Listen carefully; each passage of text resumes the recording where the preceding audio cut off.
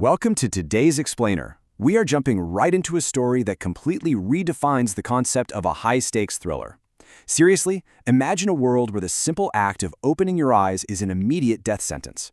We're talking about an unseen, mysterious entity that is just decimating the global population, turning massive cities into quiet graveyards, and pushing humanity to the absolute brink.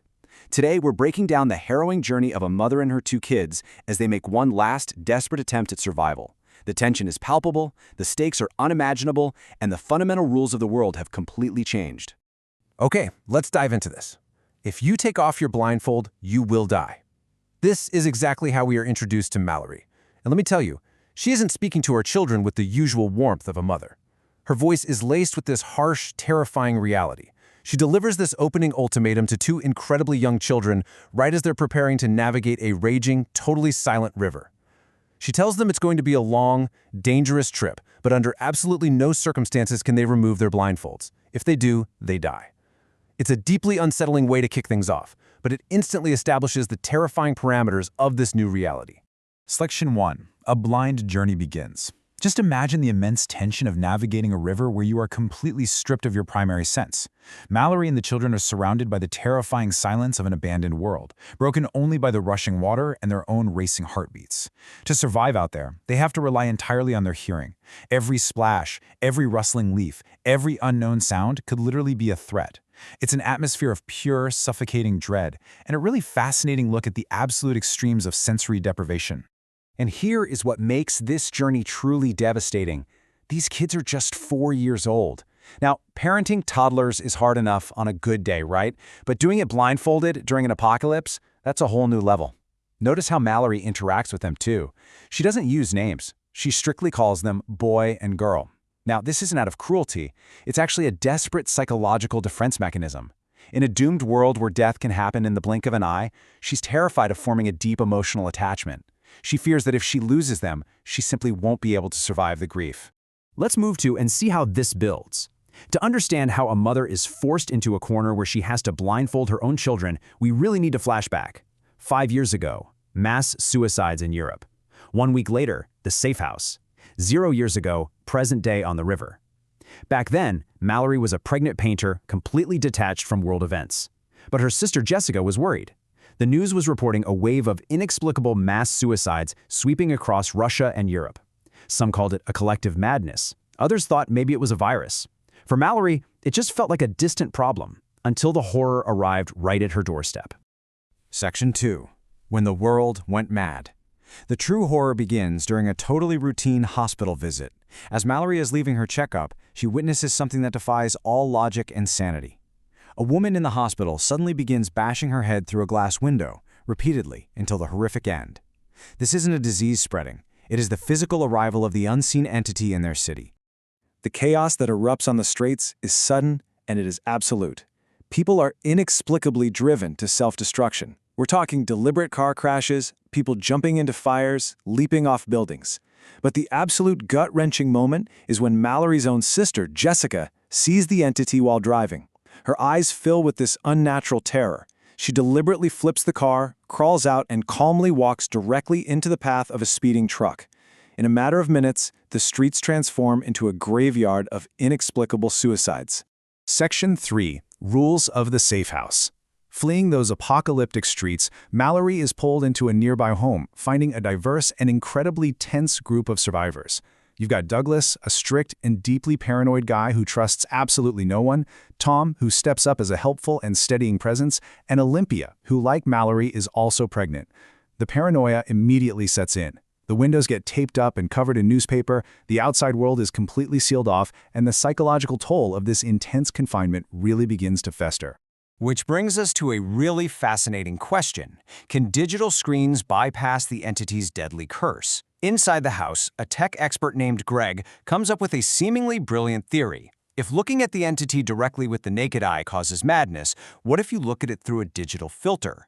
He decides to hook up the house's exterior CCTV cameras to a monitor, believing the screen will act as a shield, allowing them to finally see what's terrorizing them without actually falling victim to it. But the horrifying truth quickly shatters that theory. The camera is definitely not a shield. As the others wait nervously in another room, Greg watches the monitors. The exact moment the entity appears on screen, his pupils dilate, and this wave of indescribable terror just washes over his face. He becomes mesmerized, and then, violently, he pushes his chair back and begins bashing his own head into the floor. The terrifying result of this experiment proves definitively that the entity's power cannot be outsmarted by digital screens. Sight itself is the weapon. As rations run dangerously low, the group is forced into a desperate, blind grocery run. The rules are strict. 1. Paint all car windows pitch black. 2. Drive relying solely on the car's proximity sensors. And 3. Absolutely never look outside, no matter what you hear. Tom and Mallory lead the group, navigating entirely blind. The sensory deprivation is intense. They hear the sickening crunch of bodies under their tires, and then, terrifyingly, the sound of something, the entity, scratching at the roof of the car, trying to force its way in. Once they're inside the grocery store, the nightmare just escalates. They encounter a former employee of the store. But he isn't normal. He's frantically trying to open the loading doors, screaming that they must look, that the entity is beautiful. To save the group from being exposed, a survivor named Charlie heroically tackles the corrupted employee, pushing him out of the doors as they close. Charlie sacrifices himself, proving a really chilling point. The greatest danger isn't always the unseen entity itself, but the fanatical zealotry it inspires in certain people. Section 4. The Enemy Within. Sometime later, a frantic man named Gary begs to be let into the safe house. This creates a bitter, explosive divide.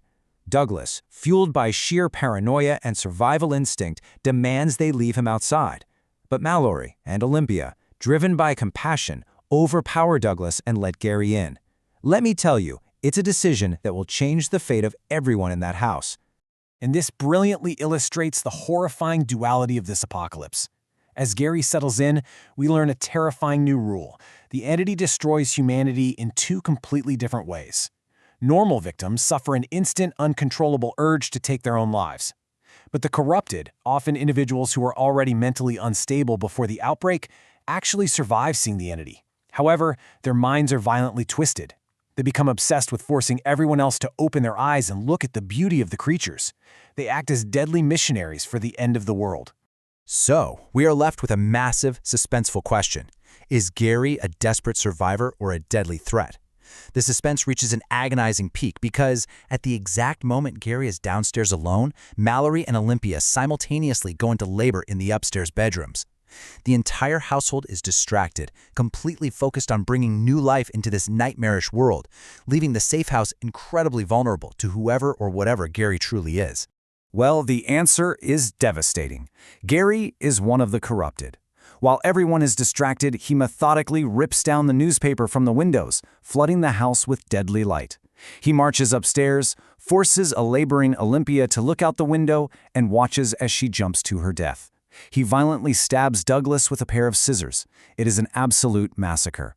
Only through Tom's desperate intervention is Gary finally killed, saving Mallory and the two newborn babies. But the safe house is utterly destroyed. Let's look at the timeline again. 4 years ago, escaping to a new shelter. 1 week ago, the radio signal. 0 days ago, navigating the rapids. Basically, Mallory and Tom survived in a brutal, unforgiving world with the two children for years. But a glimmer of hope arrived just 1 week ago. A weak radio signal from a man named Rick. Rick promises a heavily fortified sanctuary, a community immune to the entity, located just across a treacherous river. It's a massive risk for sure, but it's their only chance at an actual life, rather than just day-to-day survival. Section 5. Navigating the deadly rapids. But getting to that boat requires a heartbreaking ultimate sacrifice. While scavenging, the family is ambushed by a group of corrupted survivors. Realizing they are trapped, Tom makes a fatal choice. He yells for Mallory to run with the children, and then he takes off his own blindfold. He sacrifices himself, using his final moments of sanity to fight off the attackers before the entity forces him to take his own life. Now, alone on the river, the sensory pacing becomes agonizing. As the small boat crashes through the turbulent, violent rapids, the entity closes in. Using terrifying auditory tricks, it projects chilling whispers directly into their minds, mimicking the voices of loved ones, whispering, "Take off your blindfold. Look at me." It's desperately trying to manipulate the family into opening their eyes during the absolute chaos of the rapids. In the chaos of the woods after the boat crashes, we see this sharp juxtaposition in Mallory's character. For 5 years, she has been a cold, hardened survivor, calling the children boy and girl. But as the entity's whispers trick the little girl into wandering off into the haunted woods, Mallory's hardened shell completely shatters. Her panic rises, her breathing quickens, and she transforms into a fiercely protective mother, screaming frantically into the darkness, "Girl, come back! Do not open your eyes!" The emotional walls she built are entirely torn down by sheer maternal love. Section 6. The Ultimate Sanctuary. Through sheer willpower, they navigate the woods and finally reach the doors. It's a pulse-pounding moment as Mallory frantically bangs on the heavy metal, surrounded by the entity's growing whispers. Suddenly the doors open, they are pulled inside, and the lock slams shut behind them. When Mallory finally dares to lower her blindfold, she is greeted by a bizarrely peaceful sound, the chirping of birds and the laughter of children playing in a sunlit courtyard. So the crucial point is this brilliant poetic twist. The sanctuary isn't some heavily armed military bunker. It is a former school for the blind. Because the vast majority of the residents here are visually impaired, they are naturally immune to a threat that is entirely transmitted through sight. The entity has absolutely no power within these walls. Humanity found its ultimate fortress not through heavy weapons or impenetrable armor, but through a community that didn't rely on vision in the first place. Throughout the journey, Mallory carried a box of small birds acting as a frantic alarm system, chirping wildly whenever the deadly entity was near. But here, surrounded by absolute safety, she finally opens the box, releasing them into a massive, sunlit, enclosed garden. The birds take flight, no longer harbingers of death, but beautiful symbols of hope. Mallory, finally at peace, looks up at the sunlight, knowing her children are completely safe. In a world where sight brings death, is blindness the only true vision? As we wrap up this explainer, I really want to leave you with that provocative thought. This story forces us to reconsider what we rely on, how we perceive threats, and what we are truly willing to sacrifice for the people we love.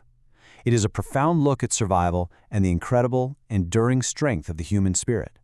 Thank you so much for joining me, and keep questioning what you see.